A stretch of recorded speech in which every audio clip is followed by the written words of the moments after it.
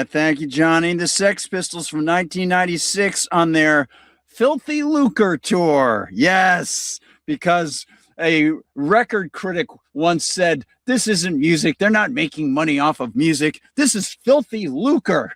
So they accepted it and they adopted it and turned it around. Sort of like the from the river to the sea statement from, inside the Knesset, that they said Israel would take over everything from the river to the sea. So the Palestinians said, we will be free from the river to the sea. But of course, now people depict that statement as somehow a terrorist statement. Let's talk about the problems that the United States government is attempting to impose on Iran. As you can see, the first item in the news notes over the Genetically Superior Gardner Goldsmith Substack is, yes, the problems that the United States is running into as they try to frame a new package. Yes, they're putting new wrapping around their piece of crap. The new rhetoric, it's not a winning tactic, is to tell people that the U.S. will starve out Iran. They're going to cause problems. That's what they're going to do. They're going to put the real squeeze on civilians, as the wonderful and superficially great Mike Huckabee tells us. Let's hear from Nima Al-Khorshid and Anthony Aguilar as they skewer the Trumpers on their new plan, and then go into a couple of the details on the plan. Hi, everybody. Today is Wednesday, August 12th, 2026, and our dear friend, our brother, Anthony Aguilar, is here with us. Welcome back, Anthony. Thank you, Nima. It's a pleasure to be here today and discuss some important updates that happened over the week. Tony, let me bring up a video of Mike Huckabee talking about the strategy of Donald Trump. It seems that the plan is somehow changing from bombing into some sort of war of attrition, putting pressure on Iranian economy. Here is what Mike Huckabee says. Just to sit back and starve out this regime, continue the economic decimation, maybe not be too active militarily and let this go. That could take a long time, right? It could, but I think the president certainly is making the right move by putting real squeeze on them economically. He's not just proven that he was willing to bomb them, but he's also willing to bankrupt them. And if you add the two, the damage that was done to their military capacity, which was catastrophic, no matter what they say, the operation between the United States and Israel did an enormous level of damage. They're the weakest they have been since they took over the regime in 19. Yeah, this is... What do you make of the mindset in Washington? It means because there is a new report. I don't know if you saw on Guardian. It says that sailors aboard the USS Abraham Lincoln are experiencing a mental health crisis, and with some sailors trying to jump overboard. This is Abraham Lincoln is close to the Iranian, close to the Persian Gulf, because they're controlling the command. I would say one of the main sources, main supports to what's going on to the blockade in the Persian Gulf. And what do you make? How do you put these two pictures together? Because it seems we assume Donald Trump has a long run strategy in the next 2 years, maybe, that he's going to be the president of the United States. And more than two years, of course, 2.5 years. What is happening in the mind of these people? Well, I think what we just saw by ambassador, and I use that term lightly, really he's the Israeli ambassador to the United States, Mike Huckabee, in that he is following the same scripted narrative of the war hawk lying to the American people narrative. The truth is when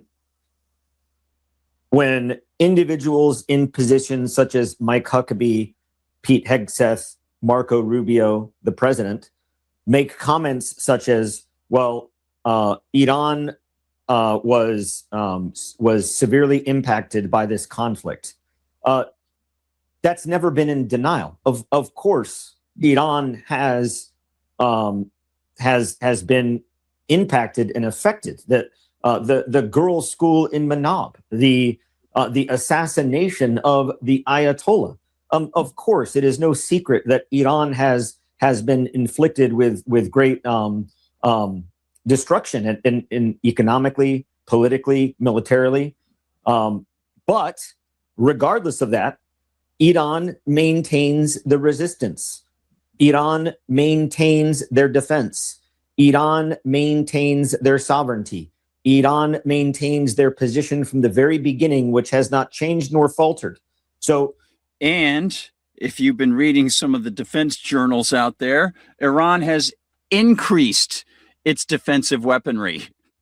Yes, underground. They've been working on those things. And in addition to that, if this is their new tactic within this ridiculous long-term strategy that they've had, which isn't going to work, to bring down the regime of Iran by engaging in war crimes and unconstitutional aggression and stupidity, well, then it's going to backfire and cause problems for the world economy even worse. They're going to get worse, and we're going to go into those problems. They can't engage in a war of attrition with Iran without attriting everybody else. That's the way it goes there, Mike Huckabee. The Besant Brigade, I noted, is claiming that the U.S. and Saudi Arabia suddenly and magically have created a series of pipelines. Yes, a series of tubes that will deliver the oil that usually would be delivered from Saudi Arabia via ships. They are lying. Not only are they lying, they're lying to try to keep oil futures at a lower price. Amazingly transparent to anyone with even the faintest concept of fluid dynamics through piping. So here's Eric Doherty, who never met a Donald Trump plan that he didn't think was so awesome it gave him the shivers and the shakes. So here we go. This is it. You got it. This is it. Make no mistake when you are this. Well, I'll read my bit afterwards. Here's Eric Doherty. He's very excited. And let's hear Donald Trump talk about how the United States is in control of everything. A snail can't move across the beach without Donald Trump and the Treasury Secretary giving permission. Look, the only one that has control of the Strait of Hormuz right now is the United States Navy. We have a blockade that's been infallible. It's a steel wall. And we let people in that we want to let in, and those people come in, and they've been coming in and they're going out. So it's actually open now. We do not let them go into Iran. They're not admitted into the strait to go to Iran, but it's open for others. Now, a little bit complex because they will, on occasion, drop a mine, and we find the mines. You know, we've mine swept the entire strait, as you probably maybe heard, maybe you didn't hear. Yeah, maybe you didn't hear because they didn't. They can't. They can't do that because they can't get that close to do it, because if they try to get their ships in there, they'll get hit by Iranian drones and missiles. That's the point. That's why they're way out on the outside in the southeast. Duh. That's why they've been saying, well, you know, those Iranians better get rid of the mines. He just said the Iranians better get rid of the mines the other day. He can't keep anything straight. It's so ridiculous. Yeah, but we control the strait 100%. No, you don't control the strait 100% at all. So Eric Doherty is talking this nonsense about a 7-day average of 9 million, pipelines and export facilities 5 to 7 million, combined 15 million, Sunday 20 million. Utterly preposterous. Nothing even close to real, Eric Doherty. How can you? It's sort of like, well, let me just throw down. I'll roll some dice here. Well, looks like a good number. I'll do that. I said, this is a lie. They can't change the pipelines so swiftly. Pipelines get hot for numerous reasons, especially if they're above ground. The oil has to be kept below certain temperatures. They have not handled this, and it will take a year for any pipeline system to even deliver 1/10 of the supply normally delivered on ships through the Strait of Hormuz and the Red Sea. Duh! Yeesh! It's so bad. They're so bad. And Chris Wright is pushing the same nonsense. Here's more on the Trumpers trying to compose a symphony of economic lies. And it's quite discordant. Mario Naffel's got it. Energy Secretary Chris Wright says oil is flowing out of the Gulf at levels that beat pre-war averages. Wrong answer. Let's turn to the Corleone family and see if another mafia family can come up with a better answer on the Family Feud. It's insane. Here it is. He says, thanks to the coordinated efforts of the U.S. military and our Gulf allies, the 7-day average for oil leaving the Strait of Hormuz is currently up to almost 9 million barrels per day. Yes, I know. We saw one of your lackeys say just the same exact thing. Maybe you press the button in the back of the doll. When combined with the additional 5 to 7 million barrels per day leaving via newly upgraded pipelines and export facilities, total flows, nothing's going to stop the flow, are averaging approximately 15 million barrels per day. Wrong. On Sunday alone, over 20 million barrels left the Arabian Gulf region, which is about the pre-conflict average. Wrong. The pipeline number is interesting, writes Mario. Those upgraded routes exist because the Gulf spent 5 months building ways around a checkpoint it no longer trusts, which is a permanent loss of Iranian leverage and a permanent hedge against Washington's guarantee to. The only problem is they haven't finished those pipelines.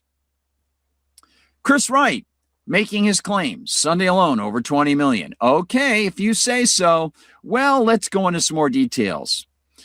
I noted if Saudi were pumping oil through these suddenly created pipelines, they would have no need to do this. Yes, I know. That's right. Saudi's entire fleet of VLCCs are ditching the Red Sea and sailing thousands of extra miles around the Cape of Good Hope to stay clear of the Houthis. Now, why would they do that if they had all these alternatives? Because they don't have the alternatives. That's the point. The detour adds 15 to 25 to 30 days to each trip, burns away more fuel, and jacks up insurance, and of course, increases costs. Freight rates have roughly doubled on some routes, forcing Asian refiners to absorb steep logistical premiums, $5 or more extra per barrel. Whoops. Whoopsie. Anti-war notes more U.S. aggression in the Strait of Hormuz, this against a cargo ship near Oman, because the U.S. is clearly not at war in any way whatsoever. Without any declaration of war, everything's peaceful. U.S. helicopter bombs cargo ship in the Gulf of Oman. And look, Sprinter Press has this over the cost of chartering oil tankers in the Strait of Hormuz that has increased 20-fold. That's for going through the Strait of Hormuz. The cost of chartering the largest oil tankers on the route from the Middle East to China has reached approximately $500,000 per day. At the beginning, it's almost like Anthony Fauci's salary per diem. At the beginning of the year, this amount was around $25,000 to $30,000. A German news agency reported that due to the increased risks of transiting the Strait of Hormuz, many shipping companies are refusing to pass through the strait. This has led to a reduction in the number of available oil tankers and a sharp increase in prices. The largest oil tanker carries 2 million barrels of oil worth $200 million. A 30-day voyage from the Persian Gulf to China costs an amount equal to 7.5% of the cargo's value. That is, 1 barrel out of every 13 goes to the cost of transportation. But don't tell Scott Bassett because he doesn't want to hear anything about that. And the Wall Street Journal defies Trump's claim that the U.S. controls the Strait of H. Here you go. Oh, what's this? Yes, that's right. Trump says Hormuz is under U.S. control. Few ships are listening. Anybody remember that from Married with Children when the two kids were on the beach and the bright son was with the daft sister and he held up a shell? No, he put his ear to he put his ear to her ear and he goes, "Oh, I can hear the ocean." That was great. And one of the classic lines from Mr. Bundy was, "A man's home is his coffin, not a man's home is his castle." No. All right. So let's take a little closer look at some of the items that have to do with the U.S. economy, because I want to show you some of this. Then we're going to go into the ICC, the United States going after ICC people. But let's get into a couple of these items. First of all, let's talk about this. The claim by Stephen Moore. Now, like I said, I've met Stephen Moore. He's a nice guy, but he's not dealing straight with people on this. Stephen Moore is a nice person, but he's not offering the full picture here because he never mentions the unemployed. So I've sort of led a prejudicial step there. Let me step back a little bit and give you what he says. He says in his X, the affordability comparison is clear. Under Biden, real wages fell nearly 4%. Under President Trump, real wages are up 1.2%. Americans are once again seeing real wage growth. Now, as a guy who teaches economics and as a person who mentioned this before, I talked about this last week. What is missing when they talk about how you're seeing real wage increases? Talked about this last month. How many people are employed and how many people have lost their jobs or are no longer looking? If you don't factor that in, that has a major effect because you've got a different data pool.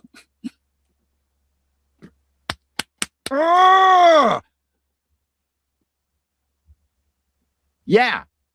And guess what they didn't factor in? That's right. Exactly what they didn't factor in. How many people are unemployed? So let's actually take a look at that, shall we? Real wage statistics, such as BLS average weekly or hourly earnings, are calculated only for currently employed workers. People who are unemployed or have left the labor force entirely, not employed and not looking, are excluded from the averages by design. Factoring them in doesn't change the published real wage numbers for the employed, but it reveals important limitations and distortions in what those numbers actually measure. So let's look at the composition effects. This is the selection bias. When lower wage workers disproportionately exit employment and the remaining pool of workers has a higher average skill education pay level, well, this mechanically raises measured average real wage, even though no individual worker actually received a raise. Yeah, because you've changed your data pool.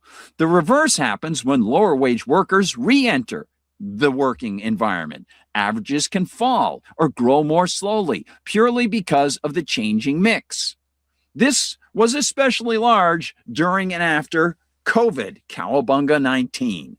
In early 2020, massive job losses in lower paid sectors, leisure, hospitality. Why did those close? Retail caused a sharp spike in reported average hourly earnings. Much of that so-called growth was compositional rather than genuine wage increases for those who kept their jobs. Duh. I can't believe Stephen Moore. Not cool, dude. Not cool. As unemployment recovered under Biden and lower wage workers returned, the composition effect reversed, contributing to the appearance of weaker or negative real average wage changes in some series. Then let's take a look at this. Approximate periods and averages. So if we break it down into two time periods, Biden's final 18 months, roughly July 2023 to December 2024, or maybe January 2025. Monthly unemployed levels. This is looking at employment now, so we can get a sense of what is not being put into this lovely soup. Monthly unemployed levels generally ranged from the mid to high 5 millions early in the window up to the low to mid 7 millions later. The average was approximately 6.6 million for the 18-month period. Annual averages were 6.08 million in 2023 and 6.76 million in 2024. And you can go for the Bureau of Labor Statistics if you want to find it. Trump, during the first 18 months of the brand new, super improved Trump Part 2. The first 18 months, January 2025 to July 2026, levels were generally in the 6.9 to 7.8 million range for most months. Now, you can check out January. The statistics are really based on the last Biden administration, so I should refine that a little bit more. But the average was approximately 7.3 million unemployed. The 2025 annual average was 7.3 million, and monthly figures through mid-2026 remained elevated relative to the prior period before easing somewhat by July 2026 to about 6.9 million. So you can see, comparatively speaking, it's still higher than the 18-year run, the 18-month run for Joe Biden. It's worse. And that is just unemployed, not no longer looking. Donald Trump, Stephen Moore, they've got nothing to stand on. If you hear somebody telling you that buying power has gone up and wages have gone up per worker, they're missing something, and they're intentionally not telling you that it's they're saying it's per worker, but they're not emphasizing the fact that there are a lot of people who are no longer workers. That's the point. And you can see how the lack of those people in whatever sectors have been hit with the largest unemployment has a massive effect on how those statistics come out. It's just the way that it goes. I've done classes on this with students. You spend an afternoon with them and you show them, okay, this is how statistics can be manipulated. Here's how they do it. And Stephen Moore did exactly that. He is guilty of doing precisely that. And here's Sprinter Press. The U.S. spent trillions on interest payments in U.S. debt. Gee whiz, what a shocker. And it's going to get worse. If you got to see Gerald Celente with David Knight today, Gerald is saying the crash is coming and it's going to be worse than 08. It might be worse than the Great Depression. And I agree with him. The U.S. spent trillions on interest payments, just interest payments on its debt. According to data from the Congressional Budget Office, the United States spent $963 billion in interest on its national debt in the first 10 months of fiscal year 2026. Now, what's that going to do? Where are they going to get that money? They're going to either have to tax people or they're going to have to borrow more to pay that debt. If they have to borrow more, what happens? The money supply has to increase because somebody's got to buy those bonds, and it's going to be the Federal Reserve. Or what people don't know oftentimes is that branches of the U.S. government actually get money and then they buy the bonds of the U.S. government. There are different agencies that hold a bunch of U.S. debt, agencies of the U.S. government, plus the Fed. And don't think about this as well.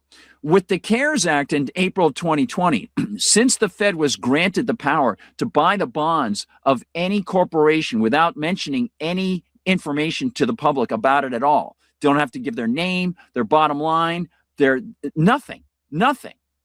They literally can make deals with those corporations to say, if you buy X number of valuation in U.S. bonds, rather than having the Fed do it, we will buy your bonds. They can do it through secondary. It's almost like what they've been doing with Russian fuel, the shadow fleet, as they call it. The Fed can engage shadow corporations to buy U.S. bonds without the Fed being readily seen as buying the U.S. bonds and make it look like there's a demand for U.S. bonds when the Fed is actually giving the money to the corporations because of the CARES Act and Donald Trump's wonderful flatulence in your face in 2020. This is how bad this is.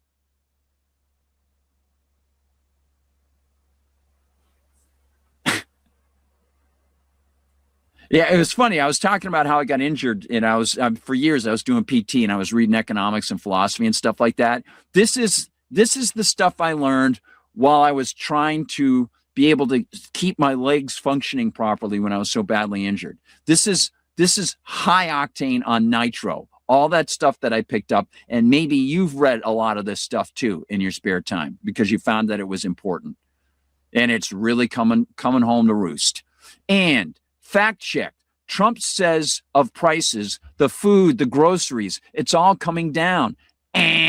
Survey says, wrong answer, not even on the board. Trump says prices are going down. Well, here's a little fact checko. With a few exceptions, prices have been going up since Trump began his second term in January 2025. Official federal data shows. In many cases, the picture for consumer prices has worsened since PolitiFact looked at this question in January. No, really? Partially because the price of gasoline has risen since the start of the Iran war in late February. Well, maybe that's why Caroline Leavitt's getting out. She's got her new child and she just wants to head on out. Maybe that'll be it. That's the way to go, right? Yeah. All right. Now, to round off some of this, I want to give you a couple aspects of the fascism of the United States and then go back into the military-industrial complex and a couple quick updates on the Middle East and then Russia. Big information coming out of Russia. Here's something about NVIDIA. This is quite interesting. You know Steve Hanke out there in the Midwest, Mr. Good Professor Man. NVIDIA just partnered with 6 Wall Street giants to raise $500 billion for AI build-outs.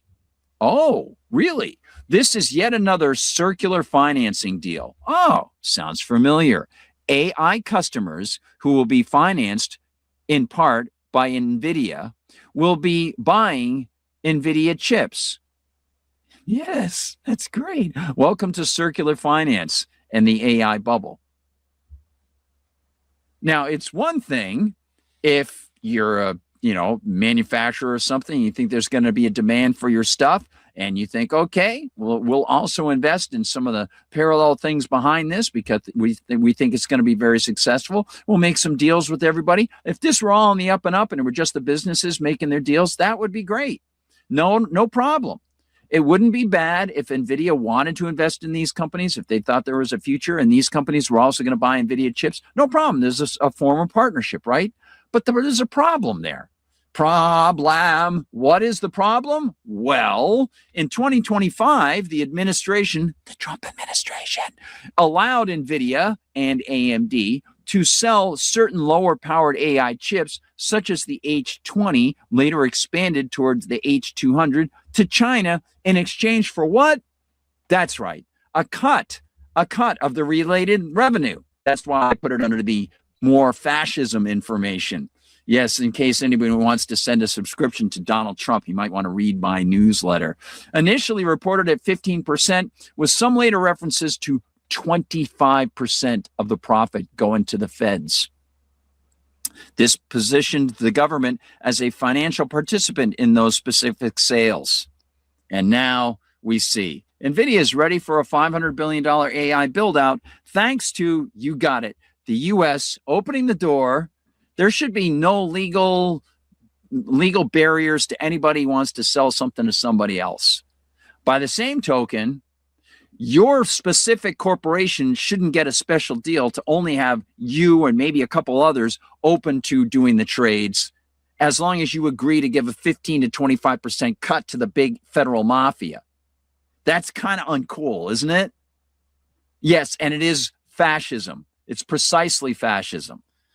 It's insane. Now, gonna check in with y'all, see what's happening with y'all, and wish you a happy mid-August, almost mid-August, incredibly, unbelievably, moving by really fast. Going to go into some warfare stuff, and I want to give you some other revelations that people are not discussing very much either about the funding for NATO. But before we do that, let's check out what's happening over at Rumble. Say hi to the folks at the channel. Welcome, everyone. Welcome, Bronx Stomper. Bronx, good to see you. Hey, Bronx, I'm wondering if you've got a friend who lives in New York, if you could put an X on there and call it Bronx Stomper. That would be cool. I'd like that. Maybe you come from there. I don't know. And MOE is in the house. Not exactly a New Yorker, but that man is as tough as any New Yorker could possibly be. And we've got this. Nostra is in the house. Military contractors spend manpower on building AI. Got that right, brother. Got that right. Absolutely. Ooh, somebody mentioned Pantera. Revolution is my name.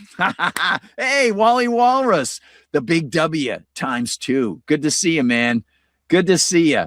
All right. And throw the bankers to the hogs.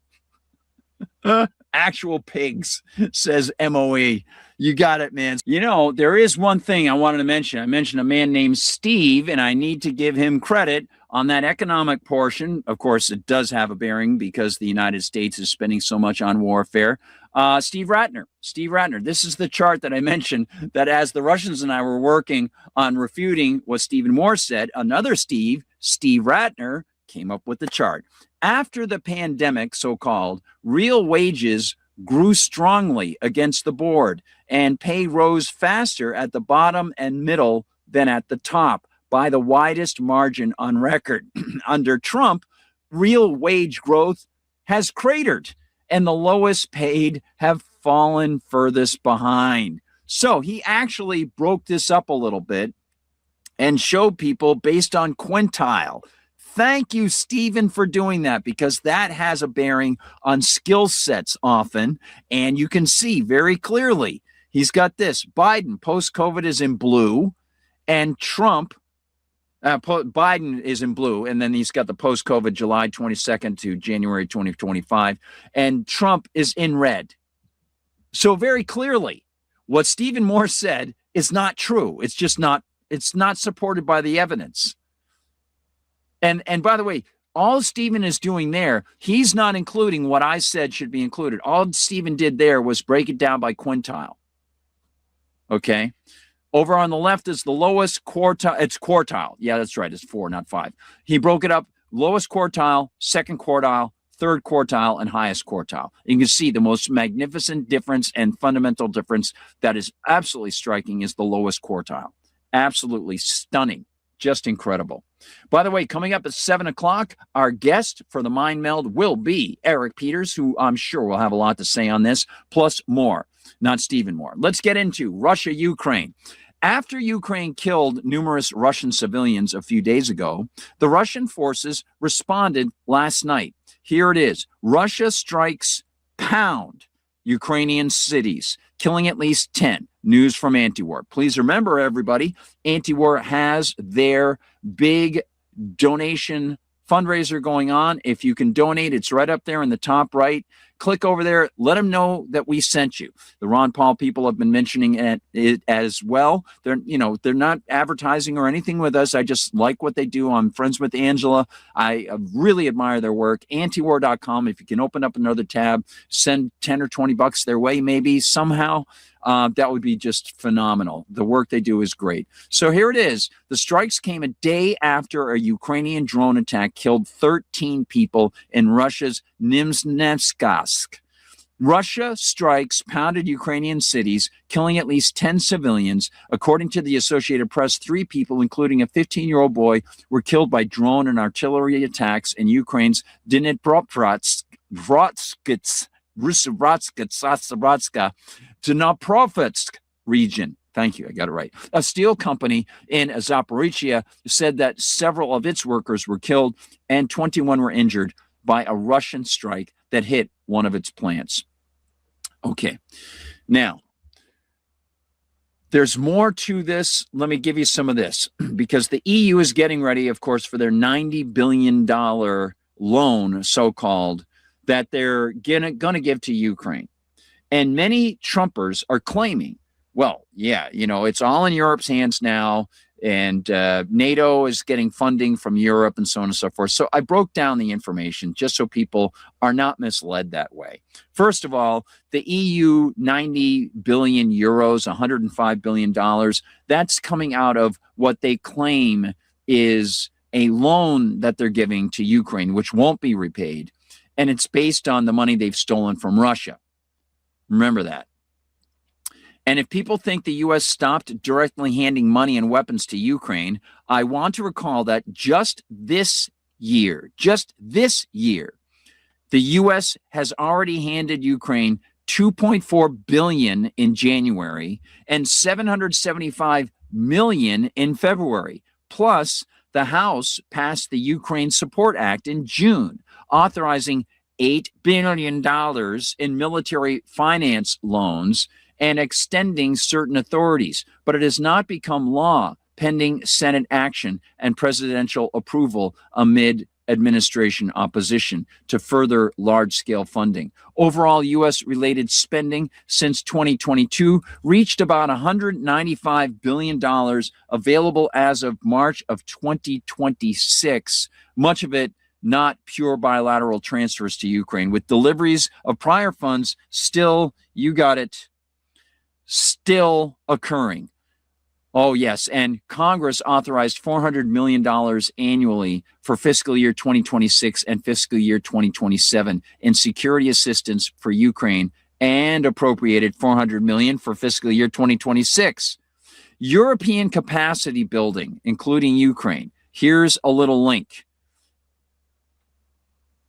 Look at this. Ukraine Financial Support Tracker, US dollars. Now, that is some pretty substantial money, obviously. Very substantial money. But there's more. So I'll give it to you here. Okay. Here is the rest of the story, as Paul Harvey would say. Lest we forget, around 61% of total NATO military defense spending comes from the United States, based on the most recent available figures and 2026 estimates. And this year, the U.S. has allocated $900 million approximately for NATO funding.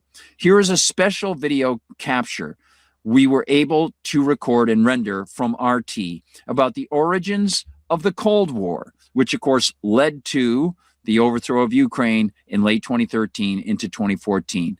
That would be from the Russian point of view.